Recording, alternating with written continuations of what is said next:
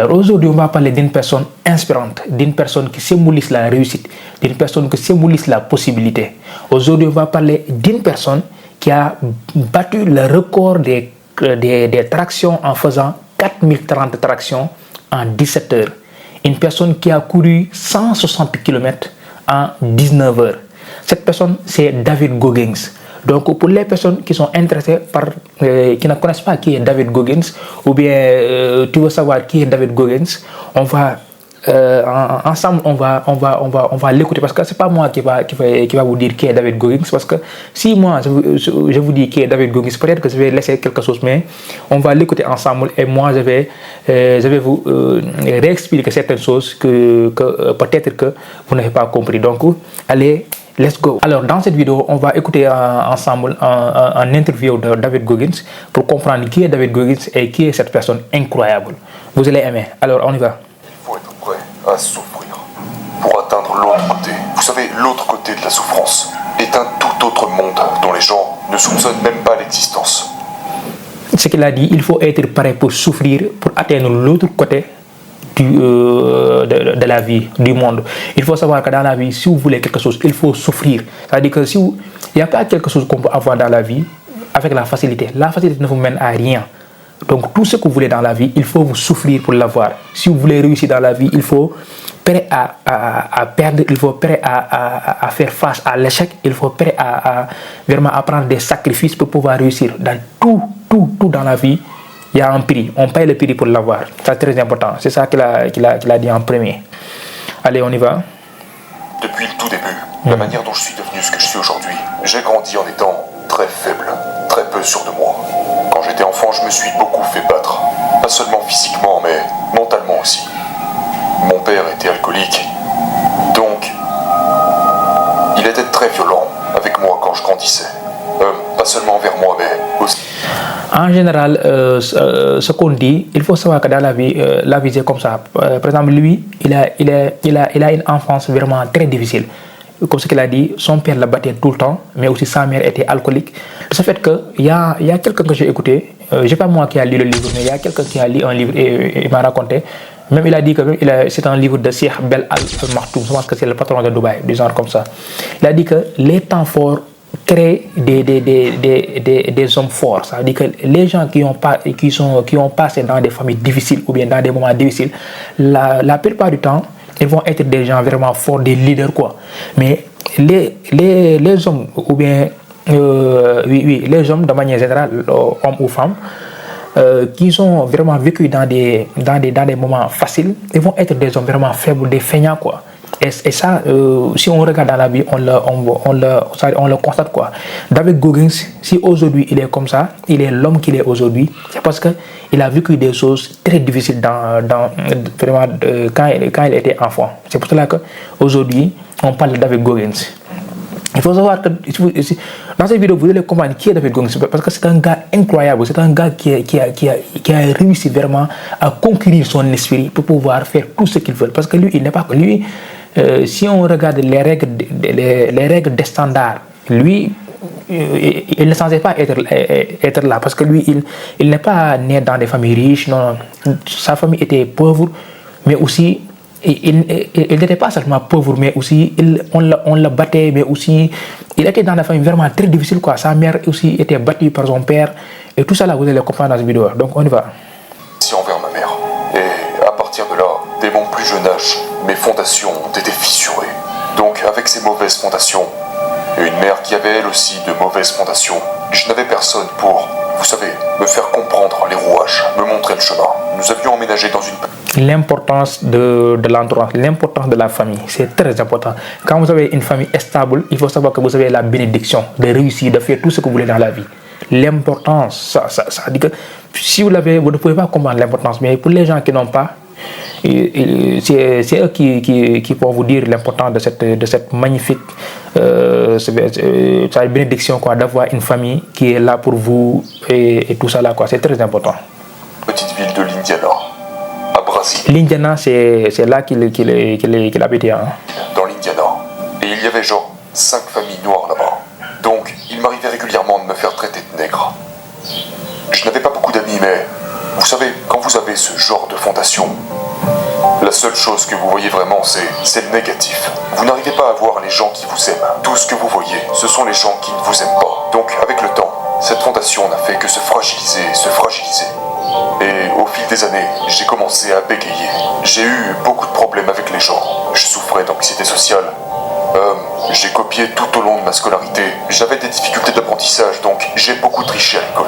Et quand vous arrivez à ce stade de votre vie, et que personne n'est là pour vous aider, vous devez trouver des solutions.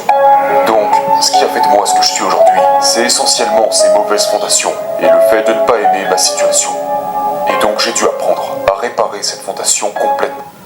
Là, qu'est-ce qu'on peut apprendre dans ce qu'il a dit? C'est-à-dire que lui, il était dans des moments difficiles. C'est-à-dire que lui, comme ce qu'il a raconté, les problèmes de famille, mais aussi les problèmes de bégaiement, il n'avait pas confiance en lui. À l'école, il était vraiment un élève vraiment qui trichait tout ça là, quoi. Mais à un moment donné, il a pris la décision de changer sa vie. Et vous allez, si vous l'écoutez bien, vous allez comprendre ça. Ça veut dire que il a dit qu'à un moment donné, il s'est rendu compte qu'il n'y a pas quelqu'un, il y a personne qui va venir pour l'aider. Il n'y a ni son père ni sa mère. Donc, c'est lui qui doit agir pour changer sa vie. Et c'est par là que tout a basculé. Seul. Et ce qui se passe, c'est que vous devez vraiment développer une grande force mentale. Mais pour moi, la force mentale n'était pas suffisante. Pour moi, je devais vraiment développer un esprit insensible. J'avais donc une mentalité de victime. J'étais une victime. Je me disais que tout le monde autour de moi avait gâché ma vie. Mon père, la société, ma mère, peu importe ce que c'est. J'ai reçu les mauvaises cartes. Sauf que ce point de vue vous mène à une mentalité de victime. Et... Très important. Là, quand vous avez des pensées négatives sur vous, quand vous dites que les personnes sont comme ça, les pensées que vous avez dans votre tête, ce sont ces pensées qui vont défiler dans votre vie. Ça veut dire que ce qui est dans votre tête, les choses que vous allez concevoir dans votre tête, ce sont les mêmes choses que vous allez voir dans la vie. Si vous êtes tout le temps là à penser que des choses négatives, vous n'allez voir que des choses négatives dans votre vie. Et ça, c'est ça qu'on appelle la loi de l'attraction. Pour ceux qui ne comprennent pas, vous allez le comprendre. Et j'ai donc développé un moyen de surmonter cette mentalité de victime, qui est celui d'endurcir mon esprit. Ainsi, j'ai littéralement remodelé ma mentalité. Et ici, là, il y a une chose qu'on va apprendre, c'est quoi? C'est que lui, il n'a pas concentré, ça veut dire que lui, tous les problèmes qu'il avait, il est venu, il s'est concentré sur quelque chose. Et il sait que s'il il va réussir à changer cette chose-là, tout va basculer. C'est quoi? C'est son esprit. Parce que lui, il savait que si aujourd'hui il est mal, ou bien il vit dans des situations comme ça, parce qu'il a un esprit pauvre, il a un esprit faible. Donc c'est pour cela qu'il s'est concentré sur son esprit, pour changer son esprit. Et dès lors qu'il a réussi à contrôler, à prendre le pouvoir de son esprit, parce que nous tous, on est comme ça. Ça veut dire que si on est contrôlé par notre esprit, parce que notre esprit, on l'a donné un rôle. Son rôle, c'est quoi? C'est de nous c'est de nous protéger. Donc, lui, il nous protège de telle sorte que ça veut dire qu'il nous protège tellement qu'à un moment donné, il va nous mettre même dans l'inaction. Ça veut dire que dans la médiocrité, quoi. Donc, pour pouvoir prendre sa vie à main, la seule chose que vous devez faire, c'est quoi? C'est de reprendre, c'est-à-dire que reprendre votre contrôle, reprendre le contrôle que votre esprit vous a arraché, quoi. Et lui, c'est ce qu'il a fait. Allez, on y va. En surmontant toutes mes fautes. Et j'ai développé une éthique de travail qui est devenue, vous savez, tout simplement ce qu'elle est aujourd'hui. Et c'est ce qui me vaut aujourd'hui le titre de l'homme le plus résistant de la planète Terre. Je ne suis pas la meilleure personne du monde. Je ne suis certainement pas la plus intelligente. Je ne suis rien de tout ça. L'homme le plus résistant de la planète Terre. Il faut savoir qu'aujourd'hui, David Goggins, il est reconnu comme l'homme le plus résistant de la planète. Parce qu'il a fait des choses que personne n'a fait. Il faut savoir qu'il a fait, il y a une formation Navy Seal. Navy Seal, c'est comme par exemple, c'est un corps là-bas en Amérique. C'est-à-dire que où les soldats là-bas, ils interviennent que dans des sources vraiment atroces, quoi, dans des sources hostiles, dans des sources vraiment difficiles, quoi. Que ce soit en mer, en air ou bien sur terre, quoi. Maintenant, cette formation-là, lui, il l'a fait 3 fois en un, c'est-à-dire en un an. Et cette formation-là, c'est pas n'importe quelle formation, c'est une formation où on dit que c'est une formation pour anéantir, c'est-à-dire que pour anéantir l'être humain. C'est-à-dire qu'on va faire des choses vraiment atroces, des choses inhumaines. Même c'est lui seul qui a réussi à la faire 3 fois en un an. Parce que toutes les personnes qui ont fait cette formation plusieurs fois, ils ont fait durant 5 ans ou bien durant 6 ans, mais jamais il y a une personne qui l'a fait 3 fois en un an. C'est lui seul qui l'a fait. C'est pour cela qu'aujourd'hui, il est reconnu comme l'homme le plus dur au monde. Il a réussi aussi à faire des tractions, 4030 tractions en 17 heures. C'est énorme, ce gars. En 2013, à 38 ans, il s'est entraîné intensivement pendant 5 mois et a battu le record du monde du nombre de tractions en un jour, faisant 4030 tractions en 17 heures, soit une moyenne de 237 tractions par heure. Ce gars, il est fou, hein. Et vous allez comprendre ça. Allez, on y va. J'ai juste appris à surpasser absolument tout le monde autour de moi. Et c'est ce qui m'a amené là où je suis aujourd'hui.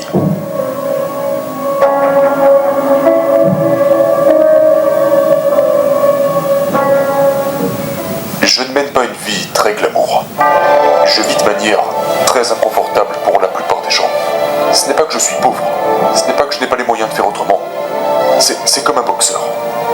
Un boxeur peut avoir une maison à 4 millions de dollars.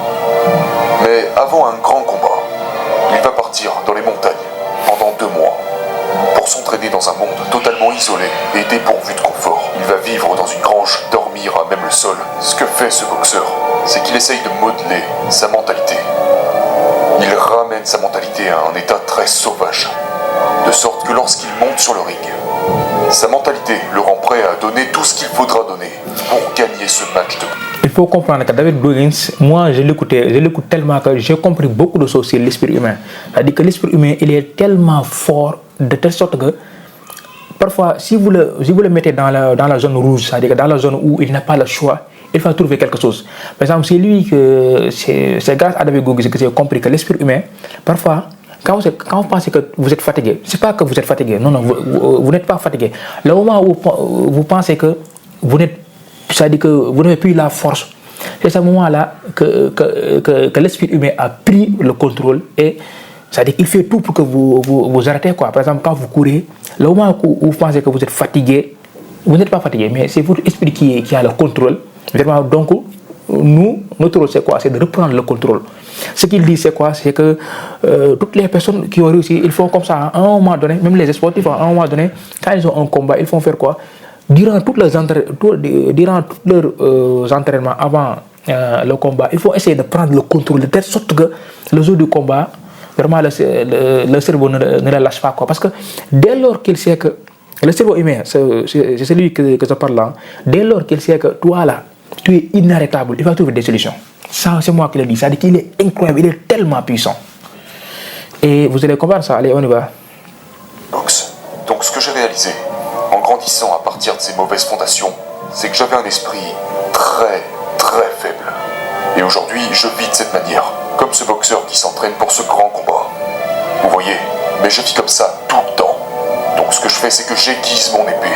Et la manière dont j'affûte cette épée, et que je pars du principe que la ligne d'arrivée n'est jamais atteinte. Je ne l'atteindrai jamais.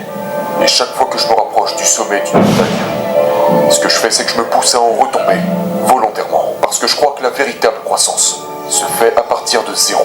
C'est en partant de zéro que l'on grandit réellement. Dans la vie, il y a des gens qui pensent que la vie a une limite, quoi. Il y a des gens qui disent que moi, si je réussis à avoir ça ou bien à faire ça, j'ai atteint mon objectif. Il faut savoir que dans la vie, il y a un commencement, hein, mais il n'y a pas de limite. La vie, il n'y a pas. C'est-à-dire tout l'homme, il est fait de telle sorte qu'à chaque fois, il a des objectifs. Et quand il arrive à réussir un objectif, il va encore poser encore un autre objectif. C'est-à-dire qu'on ne s'arrête jamais jusqu'à la mort. On n'arrête jamais jusqu'à la mort. C'est ça qui fait la beauté de l'être humain. C'est ça qui fait le pouvoir de l'être humain. C'est-à-dire que l'être humain, il fixe des objectifs. Il réussit, il fixe encore. C'est-à-dire qu'il monte jusqu'à la fin de ses jours. Et c'est pour cela que pour les personnes qui pensent que la vie a une limite, il y a un moment donné, il y a une personne que j'ai entendue une fois qui dit que les joueurs africains, c'est ça le problème, quoi. À chaque fois, ils posent des limites, quoi. C'est-à-dire que le gars, dès lors qu'il a atteint un niveau où on l'a payé certaines sommes d'argent, ou bien il a atteint un niveau, il est dans certains clubs, le gars, il arrête de s'entraîner normalement, c'est-à-dire qu'il arrête de performer, quoi. Alors qu'en pensant que lui, il a réussi à atteindre le sommet, alors qu'il n'y a pas de sommet. C'est-à-dire que toujours, on fixe des objectifs et on va essayer d'aller encore plus loin, jusqu'à la mort. C'est ça la vie, ça qui fait la beauté de l'être humain. Et ça, c'est ça qu'il explique. La vie, il n'y a pas de limite. On force, on fixe des objectifs, on réussit, on fixe un auto. Et toujours pour aller beaucoup plus loin. Alors, vous devez faire face à de la friction dans votre vie pour que vous puissiez aller de l'avant.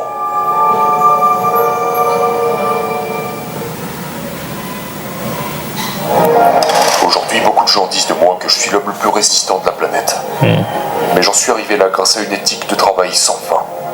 Aujourd'hui, nous vivons dans une société où la médiocrité est souvent récompensée.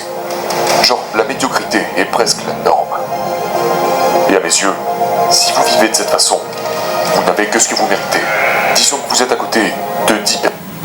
Et ça, c'est tellement vrai. Hein? La vie aujourd'hui, on vit dans une société où, quand vous êtes médiocre ou bien quand vous êtes vraiment feignant, on vous félicite, on vous aime. Par exemple, il y a des personnes qui ne font rien dans la vie, c'est-à-dire qui n'ont pas créé quelque chose, c'est-à-dire qu'ils font des choses vraiment médiocres.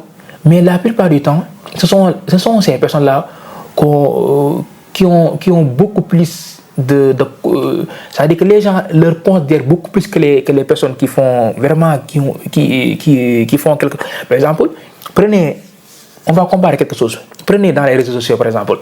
Les personnes ici au Sénégal, moi je parle ici au Sénégal, parce que ce que se voit ici au Sénégal, vraiment, c'est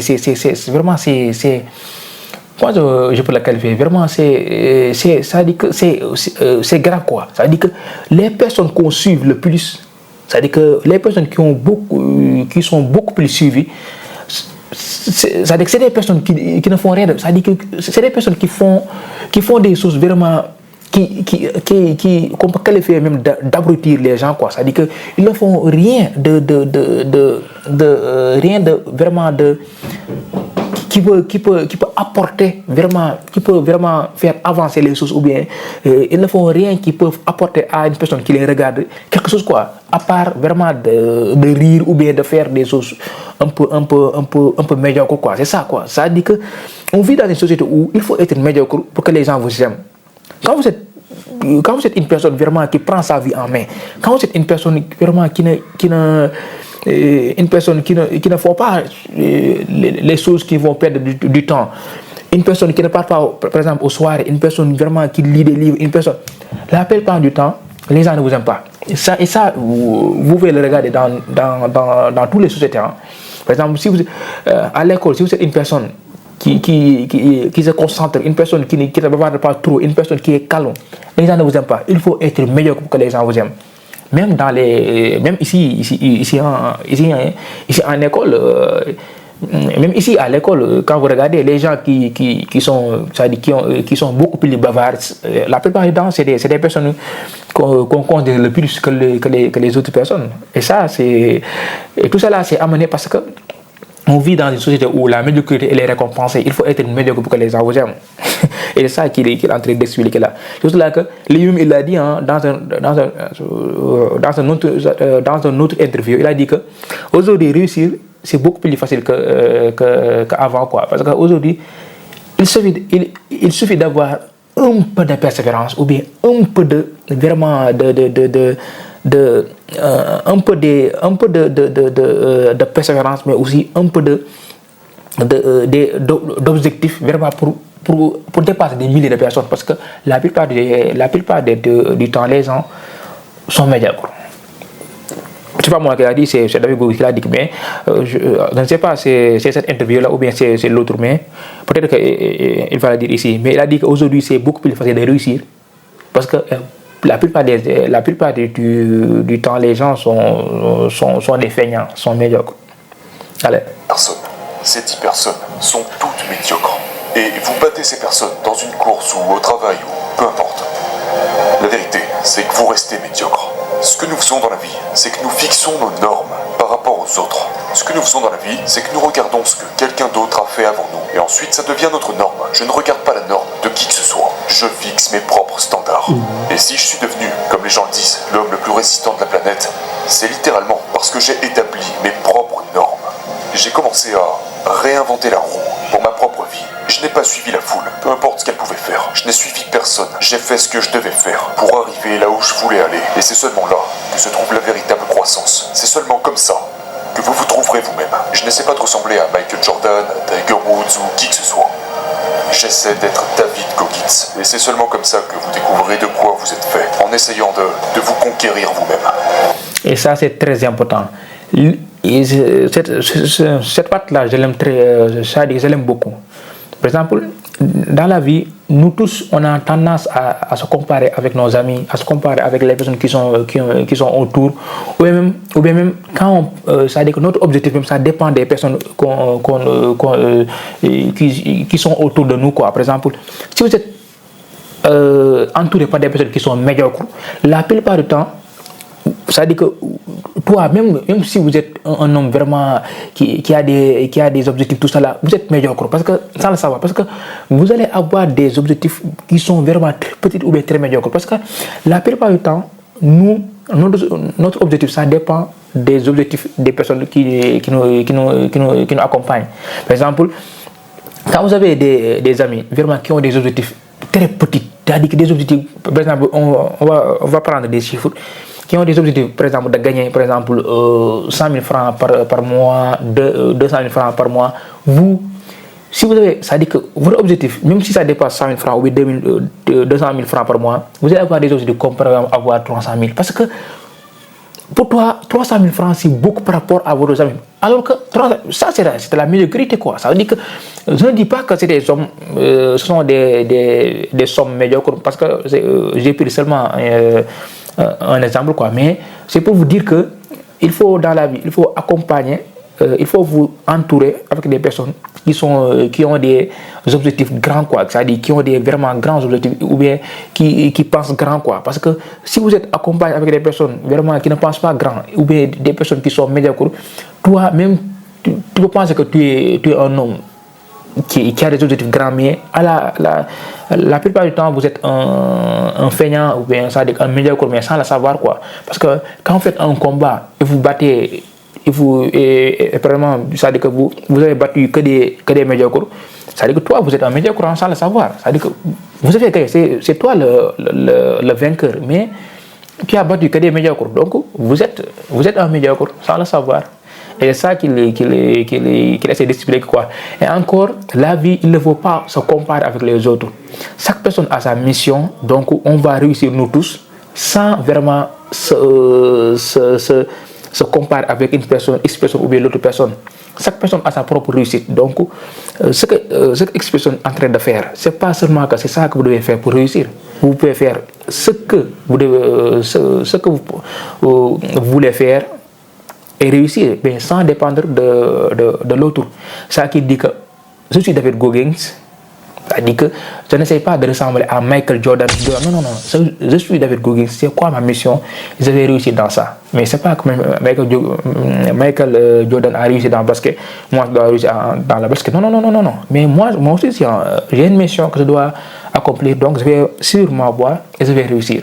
C'est ça, c'est-à-dire ne vous comparez jamais dans la vie. On ne compare jamais dans la vie. Chaque personne a une mission. On va réussir nous tous avec notre mission. Ça, c'est très important. Allez, on y va.